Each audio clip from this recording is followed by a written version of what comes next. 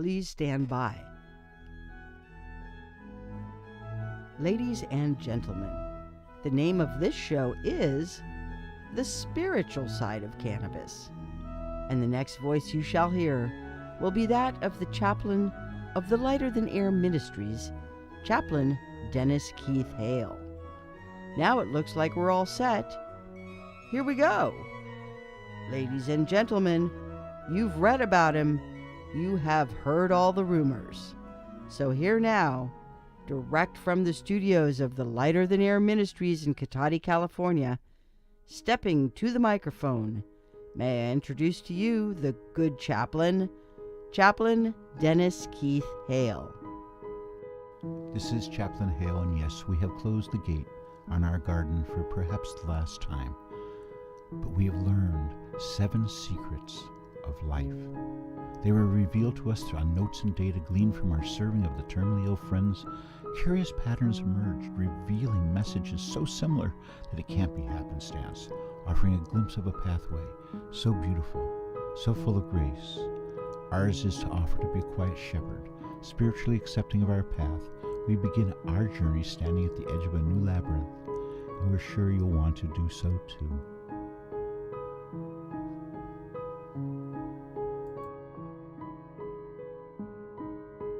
Ladies and gentlemen, I'm Chaplain Dennis Keith Hale, and I'm here in our sanctuary at the Lighter Than Air Ministries, coming to you today because I want to explain why we have closed our garden gate for perhaps the last time.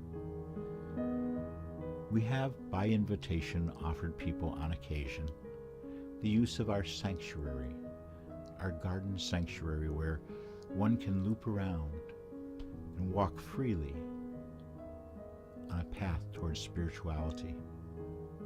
We hope that we can offer you that now, as we have for many, many years now, along with marijuana, what we call the perfect pairing. But I'm here today to talk about protection.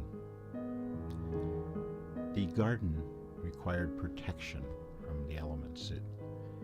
To keep it in its form required quite a bit of tending.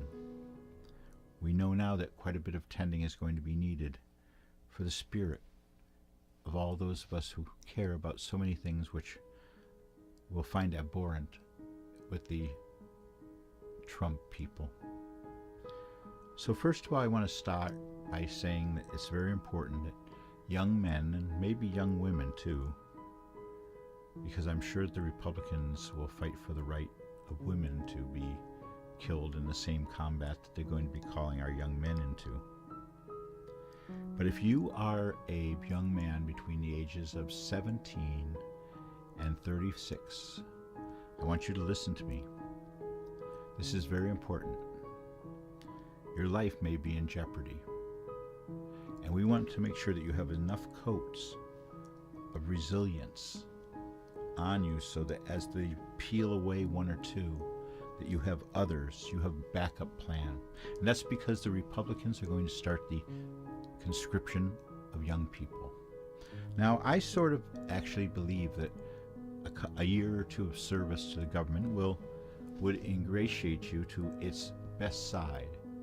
If you were allowed to serve in its best side, if you were allowed to serve in the betterment of our communities or our roads even.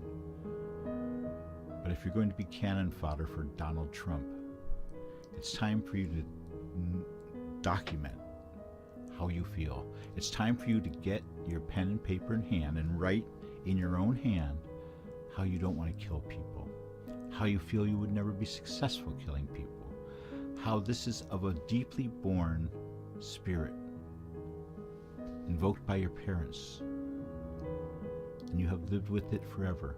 And if these are true statements, if what I've said are true statements, then you need to act now. Because when the draft starts, it's going to be swift. If you're 18 years of age right now and a young man here in the United States, you must, by law, sign up for selective service. Your name, address, phone number must be in their records so that they could call upon you to learn to be a killer in 6 easy weeks. So I'm asking each and every one of you, if you have a friend, if if you have a family member who's going to be 18 within the next year or two, all the way up to age 36, it's important that you tell them to document. Now, what I recommend, first of all, is that you write in your own hand your feelings about war and killing, and that you take that information and you put it in an envelope. Of course, make 2 copies, one for yourself and one for your attorney, and I'll tell you why in a second. You're going to make a couple of copies, and you're going to put this, and then you're going to take it to the post office, and you're going to have it sent to you, certified mail. You're going to have it sent to you, and you're never going to open that envelope. But you and your lawyer are going to open that envelope one day when you need it the most, and that's going to be as you sit there being judged by our government on your willingness and whether or not you really want to kill people, but you're just trying to get out of it. They're going to see if that you are somehow like Donald Trump, finding you have bone spurs, and yet it didn't affect your life in any way. Selective service. The Republicans are going to push for this quickly so that it can help them with their agenda, which is going to get many of our young men, and I think perhaps women. The equality of women is upon us. It's hard to believe that women couldn't vote until 100 years ago, but it is true. So I come to you today and ask you to protect your sons, your nephews, protect yourself. Document your feelings now. Be prepared to answer questions about whether or not you feel that you cannot kill in the name of our government. The other side of why I'm here to tell you today is I heard some news. We have a reporter for the ministry in Washington, D.C., and she reports to us that the Trump people are going to be gung-ho for the legalization of marijuana after a very short time. And you know why? They're going to tax it. They're going to tax it 130%. Once again, they're making us go outside of the bounds of where we worked so hard to find a way to accommodate the legalization of marijuana. They're going to find a way to insist that we break the law and start the black market again with reasonably priced marijuana. Many days ahead are going to be troubling, but we want you to know that this ministry has a solid stand. Yes, we've closed our garden, but we haven't closed our minds and heart. So if you know somebody who's going to be 18 to 36, please have them do this, follow through. And if you know somebody who has never smoked marijuana, but is thinking about trying it once it's legalized, we hope that you'll remember our ministry to them. Because we have a plan, the 7-minute miracle. Unlike anything else, we'll give them that spiritual coat, that cloak they need to survive in today's world. It works, it's fun, it's free. So pardon our solemn mood as I return to the labyrinth of my mind. I am Chaplain Dennis Keith Hale. We are the Lighter Than Air Ministries in Cotati, California.